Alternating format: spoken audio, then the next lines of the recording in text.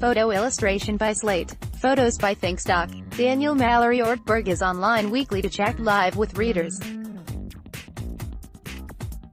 Here's an edited transcript of this week's chat. Ortberg: Good morning, dear hearts and gentle people. Let's get chatting.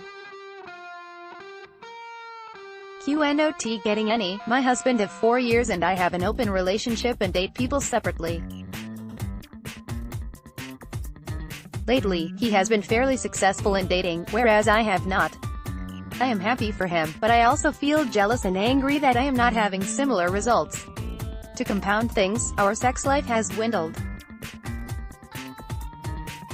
He works evenings and is always tired when I initiate, which I totally believe, but it leaves me feeling depressed and unwanted. We have talked openly about these issues, trying to work through them together, but I am still struggling. Do you have any advice? I want to be able to be happy for my husband, instead of focusing on my own perceived struggles. I also wonder whether my dates notice that I'm not overly happy or enthusiastic, and how that could be compounding my dating troubles. I'm not sure how to advocate for myself while simultaneously treating my husband with kindness. I don't want to nag or put undue stress on him, but I want to feel loved and desired. Can you help me sort this out? A. I don't think it's putting undue stress on your husband, who is your partner in life, open relationship or no, to be honest about your struggles and to ask for the support you need. It's great that you've been able to talk about your feelings with him thus far, and I think you two should discuss what you could do as a couple to prioritize the sex life the two of you have together right now. It's great that he's had success dating, but if his professional and personal schedule is so jam-packed right now that he doesn't have time or energy to sleep with you, then that success comes at the cost of his primary relationship. An open marriage can't possibly work if the marriage part takes a backseat to the open part.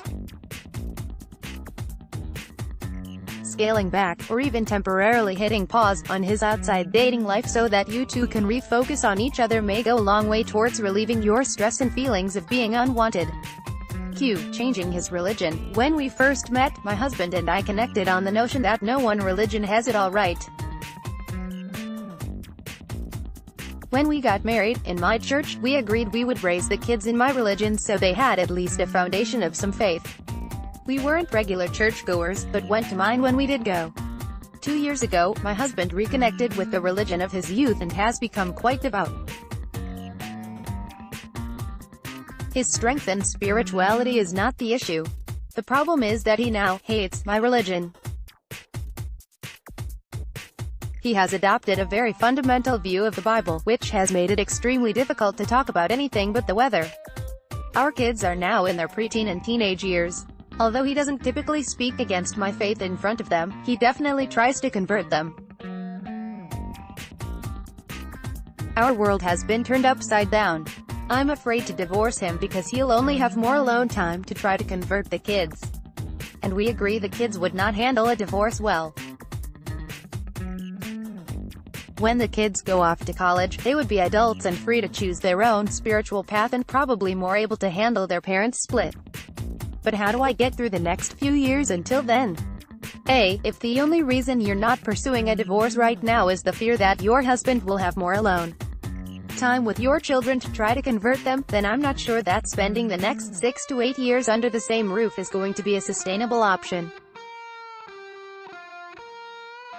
It's true that divorce can be very hard on children, but in some cases, where the breakdown of the marriage relationship is total and impossible to disguise, acknowledging the split can sometimes be a relief, rather than merely distressing. That said, if you're totally committed to waiting to divorce until your children are off at college, I think couples counseling will help you agree upon, at the very least, some rules for co-parenting. If your husband isn't willing to go by yourself so you can figure out the limits you want to set. Make it clear to your children that they're under no obligation to choose sides or to adopt a religion of any kind, and feel free to disengage from any religious debates your husband may want to rope you into. I think the likeliest outcome is not that your husband will successfully convert your children to his particular brand of religiosity. It doesn't sound at all attractive based on what you've described, but that he'll completely alienate them. You say he's now almost incapable of discussing anything but the weather without trying to connect the conversation to his newfound fundamentalism, and I can only imagine your children feel like they no longer have their father's interest or attention unless it's on his terms. Check in with them to see how they feel about religion being such a frequent topic of conversation, and make sure you can spend at least some time together where you talk only about secular things. If you eventually find that it's not possible to do so and stay married to this man, I hope you'll let yourself consider separation as an option. Send questions for publication to prudence@slate.com. Questions may be edited. Join the live chat Mondays at noon. Submit your questions and comments here before or during the discussion. Call the voicemail of the Dear Prudence podcast at 401-371-DEAR-3327 to hear your question answered on a future episode of the show. Q. Troubled sister, how to let her be an aunt. My 31-year-old sister is 3 weeks out from a month-long stay at a psychiatric hospital for an extreme manic episode, consisting of extreme paranoia and delusions, including thinking everyone were Nazis.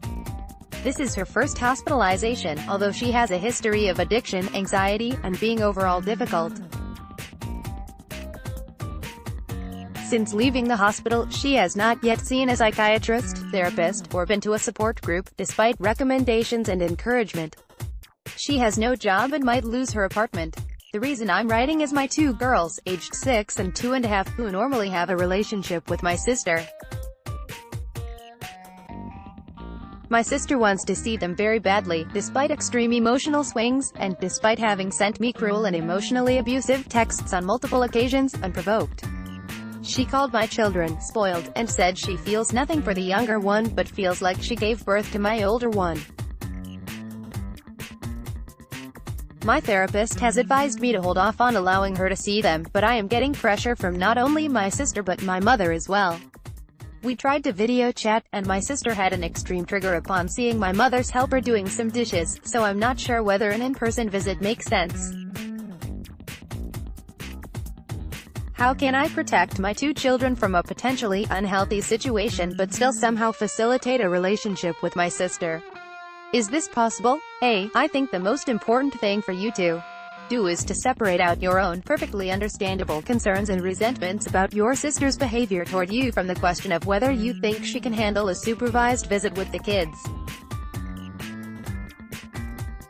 Whether or not she's able to keep her apartment or has a history of being anxious or difficult seems less important than what her most recent trigger response looked like when she saw your mother's helper, or what feeling nothing for your younger child might look like in practice.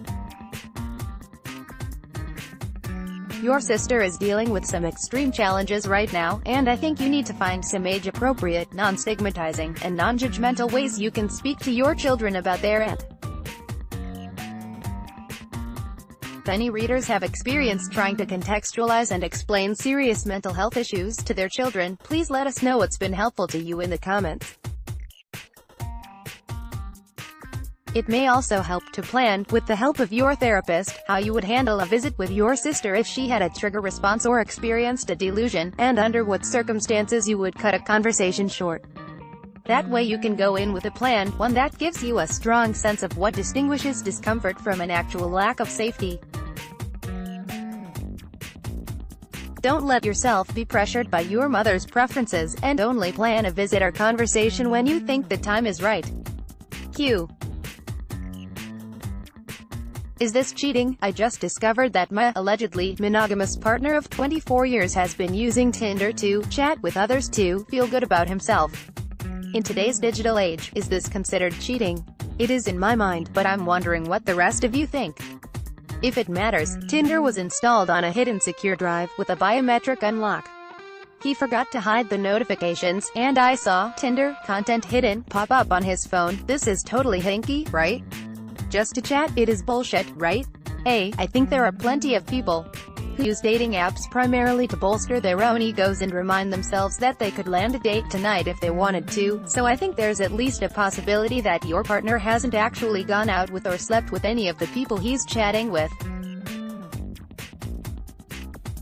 It's also possible that he's trickle-truthing you, i.e. there's more to the story. That said, it is entirely hinky that your partner has been using a dating app on a hidden drive and hasn't talked to you about it, and you have every right to be upset about it, to ask questions, to feel as if your trust has been violated, and to object to the practice. Q. Don't actually want to be a whistleblower. In less than a month, I'm starting my second year at a small nonprofit. Last year, I got myself in hot water a few times by questioning certain practices that don't align with my understanding of best practices and state regulations. There's a very strict hierarchy, and I was very careful not to go over my direct supervisor's head, but I did end up in an administrator's office getting dressed down so hard I ended up having a panic attack and sobbing in my car before pulling it together for my shift.